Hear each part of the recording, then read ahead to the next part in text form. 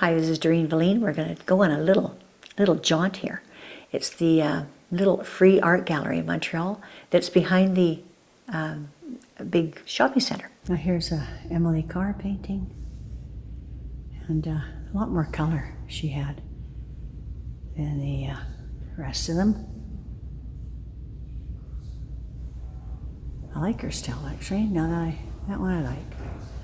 It's just personal taste, of course. Remember, art is personal taste. So, but she's got a focal point. She's got her brights in the front. She's got depth to her paintings. And apparently she has lots of bugs in her paintings too, because she painted on plein air. That means outside. Wow, wow, wow, wow. I am shocked. I am shocked at the level of art that's in this little gallery. First of all, Emily Carr.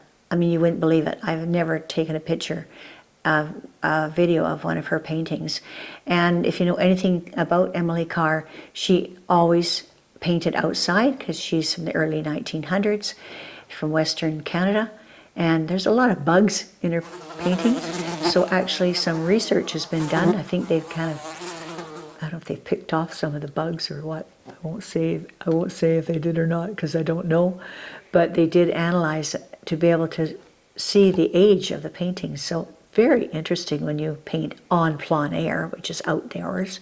You get a lot of bugs in your paint. I have found that when you're painting outside, the bugs are attracted to your painting, and I don't know why. I haven't figured that one out. Maybe you can help me on that. There's no name by this picture, so it looks a bit like her style.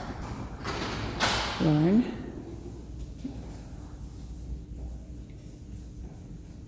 She believed in purity of color and form. Thank you for joining me with this little jaunt with Emily Carr. It's a little bit of a love story for me. I've always wondered what some of her art looked like, and I like her art. It's very nice. Lots of life.